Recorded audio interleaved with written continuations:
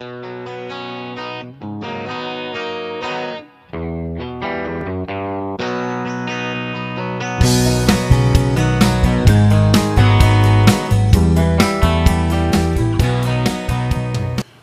먼저예요. 먼저 알아야 됩니다.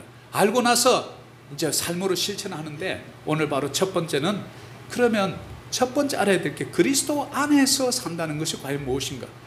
엔 크리스토스라는 이 단어, 이 한마디에 우리는 이 복음이 어쩌면 엑기스처럼 녹아있는지 모르는데, 그런데 의외로 이 사실을 많은 사람들이 잘 모른다는 거예요.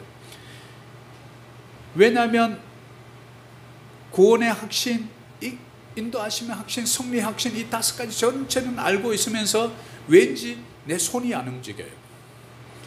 내 발이 안 움직여요. 성경은 너희는 세상의 빛이라 하는데 빛을 못 내요. 소금이라 하는데 소금의 역할을 못한단 말이죠. 이것이 그리스도인의 영향력인데 영향력을 발휘하지 못한다는 거죠. 그것이 바로 그리스도인의 리더십이지 않습니까? 리더십은 곧 영향력이다, 이렇게 말하거든요. 그래서 이제 영적 생명 리더십 중에 이 8가지 삶의 실천 부분을 우리가 어떻게 살아내느냐. 그래서 이제 8가지인데, 첫 번째는 그리스도 안에서 삶, 오늘 바로 말씀 나누고자 하는 거고요. 그 다음에 다음 주에는 말씀의 능력을 어떻게 체험하면서 살 것인가. 그리고 세 번째는 성령의 능력으로 사역을 감당한다는 뜻이 과연 무엇인가. 그리고 네 번째는 우리가 늘 믿음 하는데 다시 한번 손에 잘 잡히지 않는 이 확고한 믿음이 무엇인지, 그리스도의 사랑이 무엇인지, 성도 간의 교제가 무엇인지, 그 다음에 이 땅에 남겨진 하나님의 정인으로서의 그 삶을 그러면 어떻게 살아내야 될 것인지, 마지막으로 우리에게 준 이 물질의 청지기로서 어떻게 살아야 되는지, 이 10가지의 우리 삶에 필요한 실천 부분을 좀 알아보고자 하는 것입니다. 이런 것들이 영적 성장의 디딤돌이 되기 때문에 그렇습니다. 이것을 모르면 늘 우리는 걸림돌이 되어서 넘어뜨리고, 또 교회를 올려고 하는 많은 사람들이 보는 그 시각에서 볼 때 왠지 뭔가 부족해 보여서 그들의 복음화하는 일에 어쩌면 내 자신이 걸림돌이 될 수도 있다는 거죠. 이 8가지를 잘 지킬 때 우리는 그들이 우리의 몸을 딛고 주님의 복음 앞으로 나갈 수 있는 디딤돌이 돼야지 걸림돌이 되어서는 안 된다 하는 말씀을 소두에 드리면서, 사무엘 루터포드라는 장로교 신학자는 이렇게 말합니다. 그리스도를 얻는 사람은 아무것도 잃지 않는다. 그리스도를 잃지 않는 사람, 바로 얻는 사람, 그러면 아무것도 잃지 않는다. 이 말을 거꾸로 하면 그리스도를 얻지 못하는 사람은 모든 것을 잃는다, 이런 말이 되겠죠. 왜 그런 말을 했을까요? 바로 이분은 가장 우리 많은 교단 중에서 좀 전통적이고 보수적이라 할 수 있는 장로교 신학자입니다. 그리스도를 우리가 얻는다는 것은 영원한 생명을 얻기 때문에 그래요. 잃어버리는 게 없다는 거죠. 영적 진리를 우리는 배워서 삶에 실천할 수 있기 때문에 그런 것입니다. 그래서 요한복음 15장 5절, 오늘 바로 그리스도 안에서 삶, 바로 가장 중요한 암송 구절입니다. 같이 다시 한번 읽어보겠습니다. 나는 포도나무요 너희는 가지라.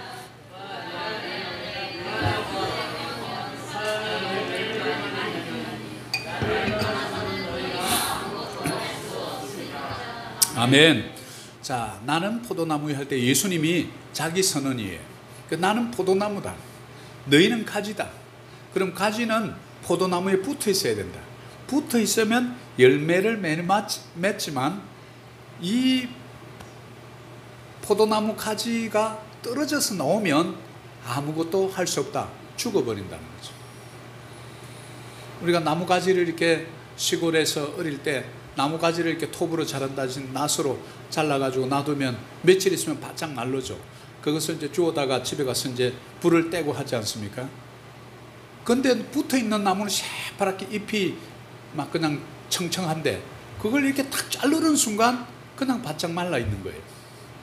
그것을 가지고 예수님께서 가장 알아듣기 쉽게 예화를 그렇게 들어준 거예요. 여기 포도나무는 과연 누굴까? 가지는 누군가?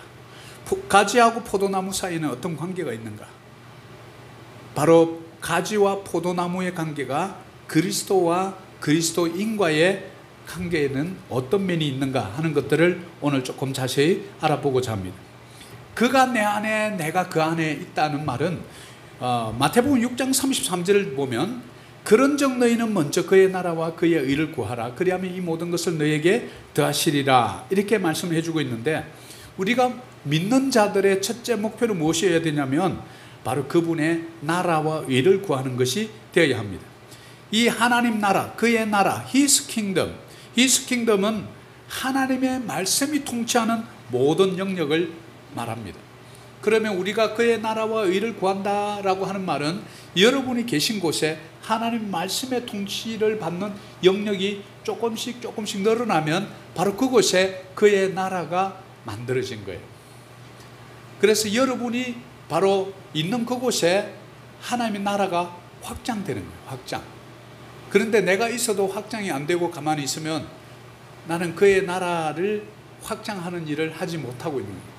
영향력을 아직까지 발휘 못하고 있는 것이죠. 그분의 의의는 뭘까요? 그분의 성품 안에서 믿음으로 살아내는 것을 얘기하죠. 그분의 의로우심, 그분은 의로우신 재판장이잖아요. 반드시 이분이 창조하시고 타락한 이 세상을 다시 회복시키지만 맨 마지막에 가서 반드시 심판하신다. 그분의 의, 공의와 사랑이라는 두 가지 성품 속에서 그것을 믿음으로 우리가 받아들이며 살아가는 삶, 이것을 그의 의라 이렇게 생각합니다. 우리가 이 말씀은 참 많이 외웠어요. 너희는 먼저 그의 나라와 그의 의를 구하라. 외우긴 외웠는데 애매한 거예요. 좀 대충 외워서 이게 확 와닿지는 않아요. 머리에는 있는데 가슴으로 내려오지 않는단 말이죠. 그러니까 감동이 없죠. 감동이 없으니까 우리 손발이 움직이지 못하는 거죠. 그래서 그분의 나라, 나라에는 세 가지 요소가 있습니다. 우리가 대한민국 그러면 첫째는 땅이 있어야 돼요. 두 번째는 그 땅은 있는데 사람이 없으면 안 되겠죠. 백성이 있어야죠. 그 다음에 나라도 있고 땅도 있고 백성도 있는데 주권이 없으면 안 돼요. 그래서 잃어버린 주권을 잃어버리면 그 대한민국으로 인정을 못 받는 거예요. 이 세 가지, 국민, 주권, 영토, 바로 이것이죠. 그러면 우리가 그 있는 그곳에 바로 내가 있는 그 어떤 공간에 바로 예수 그리스도가 주인 돼서 살아가는 그런 것을 믿음으로 실천하고 있는 한 사람이 있는 그곳, 바로 주권, 그분의 주권이죠. 통치죠. 그분의 통치. 바로 내가 서 있는 그곳에, 그것이 바로 그분의 나라예요. 우리가 그분 안에, 그분이 내 안에 산다는 것, 요한 1서 2장 6절이 좀 우리에게 알려줍니다. 같이 한번 읽겠습니다. 그의 안에 산다고 하는 자는 그가 행하시는 대로 자기도 행할지니라. 이렇게 말씀은 말씀으로 풀으라. 제가 자주 말씀드리는 게 바로 그 말이에요. 바로 이 말씀이 요한복음에서 알려준 이 말씀이 정확하게 개념과 뜻을 우리가 잘 모르면 바로 이 사도 요한이 쓴 바로 요한 1서, 2서, 3서를 같이 썼거든요. 요한계시록까지. 그래서 요한복음, 요한계시록, 요한 1서, 2서, 3서를 다 썼단 말이죠. 5권을. 그러면 요한 1서에서 그러면 그가 내 안에 그분이 계신다는 뜻이 무엇인가를 거기서 자세하게 풀어주지 않고 요한 1서 2장 6절에서 그의 안에서 산다고 하는 자는 그가 행하시는 대로 자기도 행할지니라. 그렇구나. 내가 그분 안에 산다고 하는 것은 행함이 있는 믿음을 얘기하는구나. 액션 오리엔티드. 믿음 안에서 산다고 하는 거 이런 거예요. 교회에서부터 이런 훈련이 안 되니까 사회에 나가서 뭔가 참 중요한 분이 앉아 계신데 커피 한 잔 타줄 생각을 못 하는 거예요.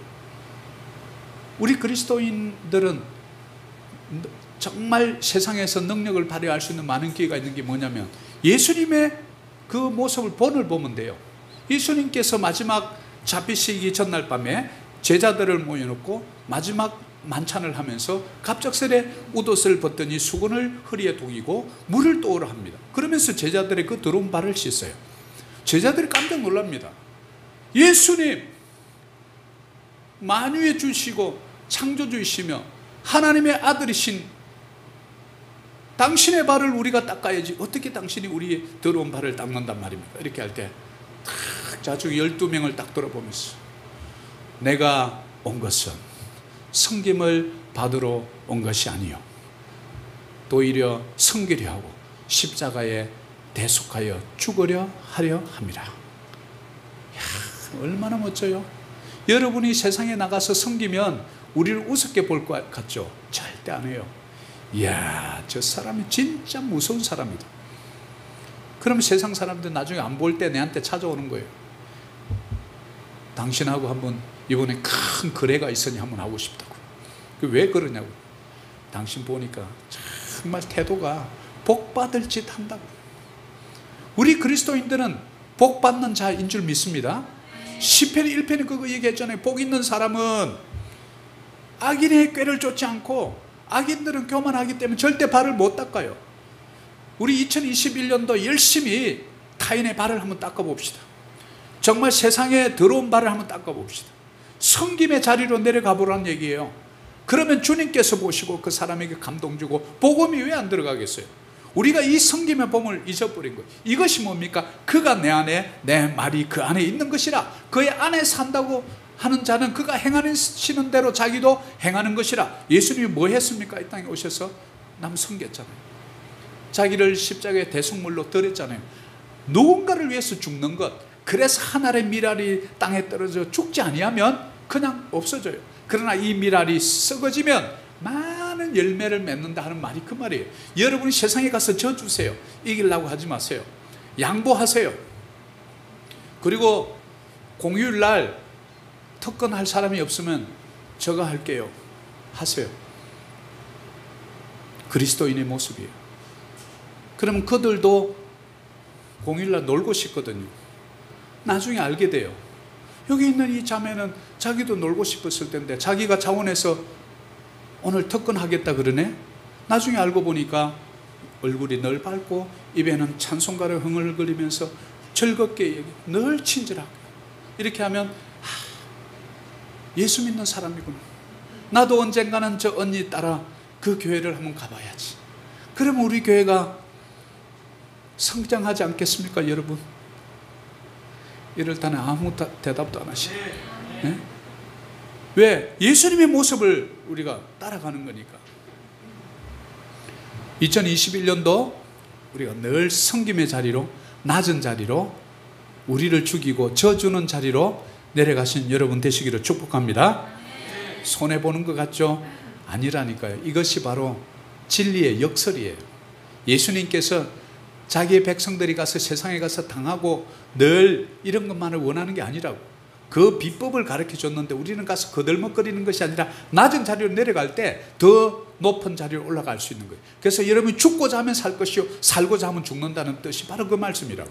올해는 2021년도 알면서 삶으로 특별히 우리가 낮은 자리로 내려가서 섬김이 우리의 그냥 아예 습관이 된 우리 사도행전 29장 비전교회 성도님들, 저와 여러분 되기를 축복합니다. 그리고 요한일서 3장 24절에도 그의 계명을 지키는 자는 그렇구나. 그의 안에 거한다는 것은 뭐냐면 계명을 지키는구나. 그 계명이 뭡니까? 66권 성경 아닙니까? 말씀을 따르는 자고. 너는 마음을 다하고 목숨을 다하여 주 여호와 너희 하나님을 사랑하라. 하나님을 사랑하는 게 뭡니까? 주일 예배입니다. 예배를 사랑하지 않으면 하나님 사랑하지 않는 거예요. 거짓말하면 안 돼요. 우리가 예배 때 정말 여러분 태도 보고 말씀을 사모하고 하는 분들은 하나님을 진짜 사랑하는 거예요. 말로는 사랑한다면서 예배를 참여하지 않는 사람은 하나님의 백성이 아닌 거예요. 왜? 말씀이 그걸 알려주잖아요. 마음을 다하고 뜻을 다하고 목숨을 다해서 주 너희 여호와 하나님을 사랑하라.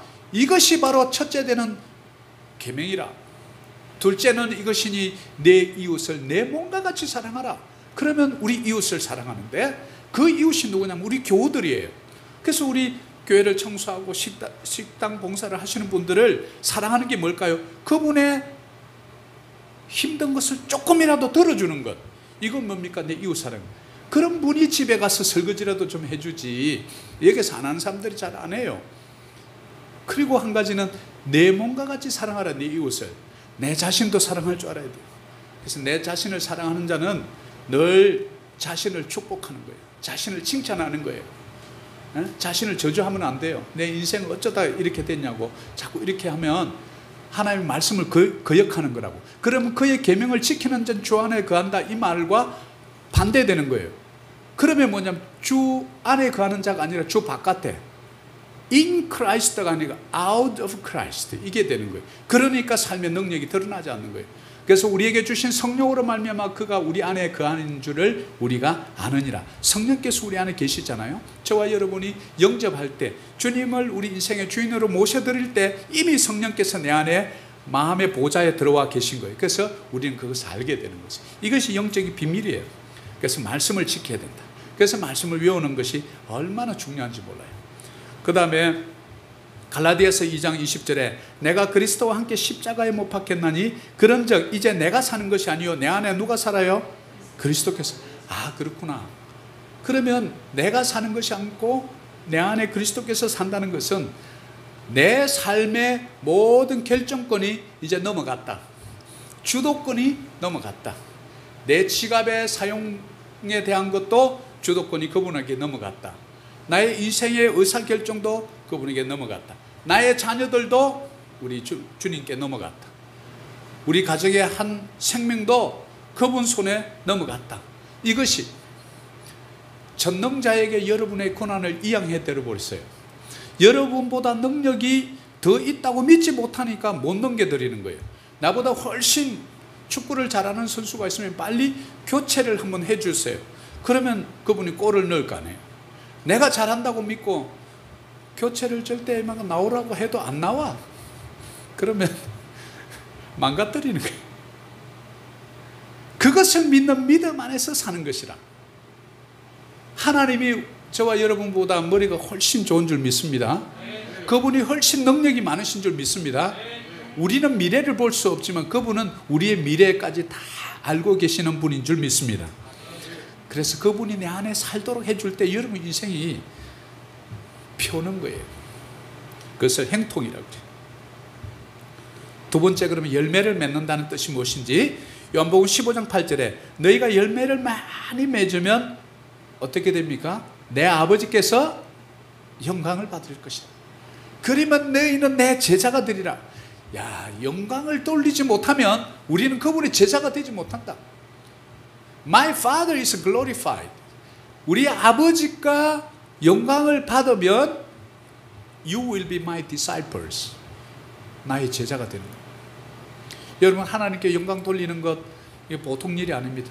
저는 우리 두나미스 찬양단 늘 이렇게 찬양할 때마다 감사해요. 우리가 마음을 다하고 뜻을 다하고 이곳에서 우리의 얼굴에 환하게 주님을 갈망하는 그 눈동자 속에 그 찬양은 이미 끝난 거지 뭐. 아무리 목소리가 좋고 아무리 노래를 기교를 부려서 잘해도 그 속에 예수 그리스도의 영광이 보이지 않고 나의 영광이 드러난다면 어떻게 하나님께서 영광 받으시겠습니까? 그것이 바로 뭐냐면 열매를 많이 맺는다는 것은 내 아버지께서 영광을 받는 거예요. 그럼 여러분이 하나님께 영광을 돌리는 것은 바로 이제 우리가 열매를 많이 맺게 된다는 비밀이 이곳에 숨어 있는 거죠. 그러면서 하나님께서 인정하는 제자가 되었다는 거예요. 하나님께서 동행하는 제자가 되었다는 거예요. 하나님께서 간섭하시고 우리를 돌보시고 채워주시고 공급하시는 공급자 하나님이 나의 하나님이 되었다는 것을 바로 요한복음 15장 8절이 알려줍니다. 그래서 예수님은 열매 없는 무화과 나무를 저주하셨어요. 저와 여러분의 삶에 열매가 없으면 주님이 좀 싫어해요. 5달란트 줬는데 5달란트 만들어 온 분을 좋아했지 1달란트를 가지고 땅에 숨겨놓은 자를 하나님 좀 저주스럽게 해요. 그것을 보면 좀 무섭더라고. 악하고 게으른 종아. 솔직히 우리 세상 논리를 생각하면 그 사람은 악하고 뭐 게으른 종 아니잖아요. 원금은 보장했잖아요. 원금까지 까먹는 사람이 있어서 문제지. 근데 원금은 갖고 있는데도 주님의 판결은 뭐예요? 악하고 게으른 종아. 주님, 저는 그 이해할 수가 없습니다. 이렇게 얘기할 수도 없고. 그런데 5달란트 보고 착하고 충성된 종아, 네가 작은 것에 충성하였으면 큰 것을 맡기겠다. 그리고 1달란트 있던 그것을 뺏어가지고 가져와 이렇게 해가지고 이것을 5달란트 버는 사람에게 족보니까 이분은 갑작스레 11달란트가 된 거예요. 열매가 없는 것, 우리가 하나님을 예배하고 말씀을 듣고 그렇게 성경 공부한다면서 내 삶에 열매가 없는 것, 말이 바뀌지 않는 것, 사고가 바뀌지 않는 것, 이게 뭡니까? 열매가 없는 거죠.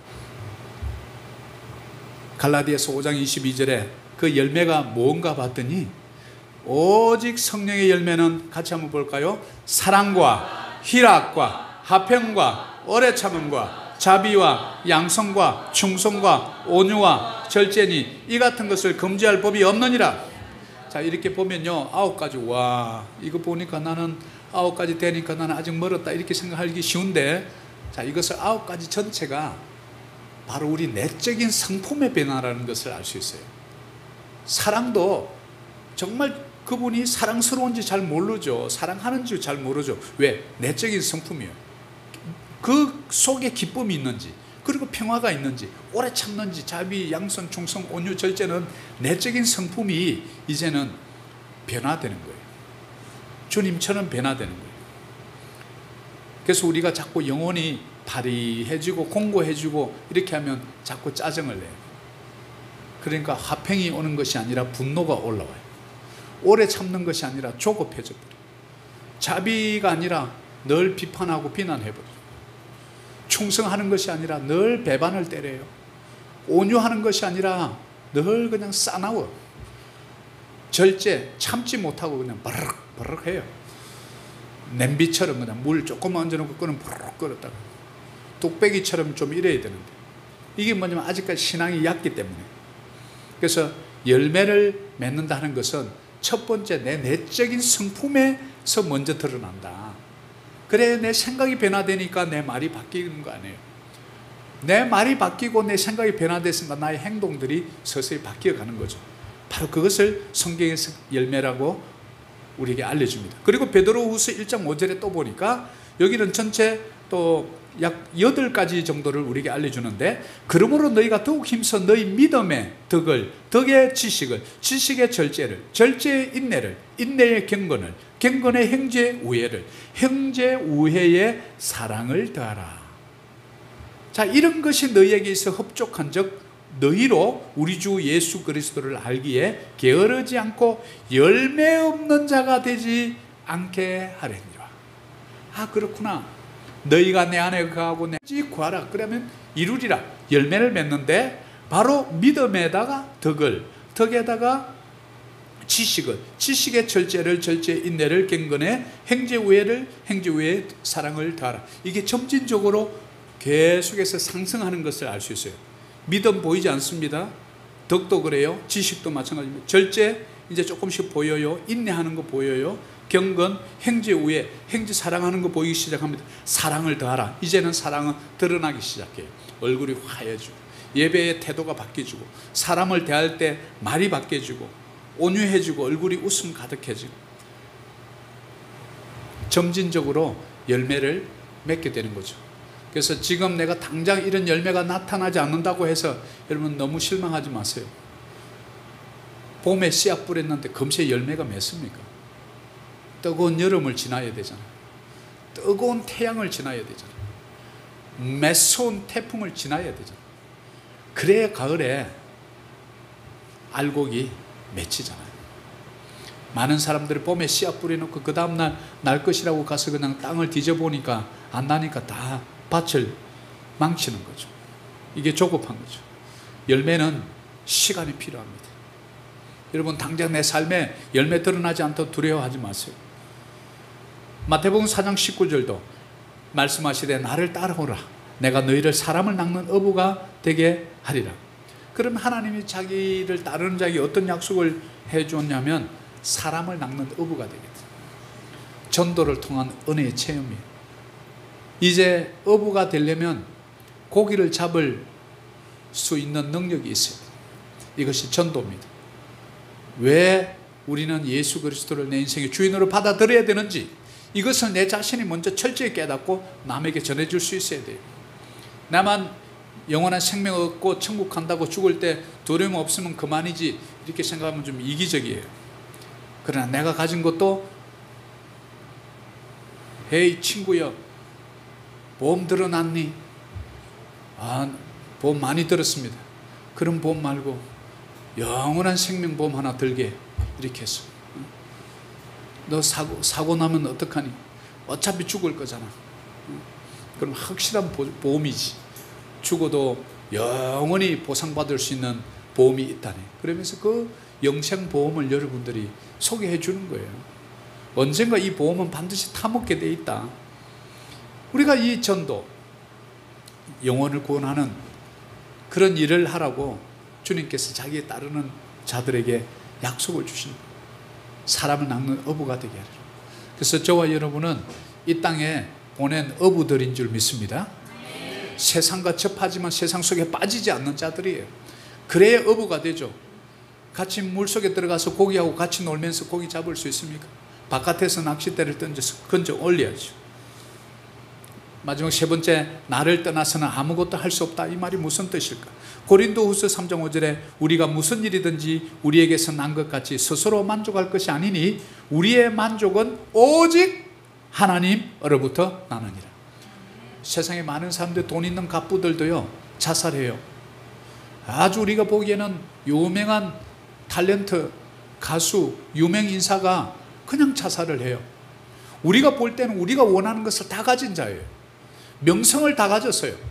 근데 어느 날 탑 뉴스 첫 페이지를 장식하는 거예요. 누구 유명 한강에서 투신하다. 왜요? 그들이 세상에 명성은 가졌어요. 부는 가졌어요.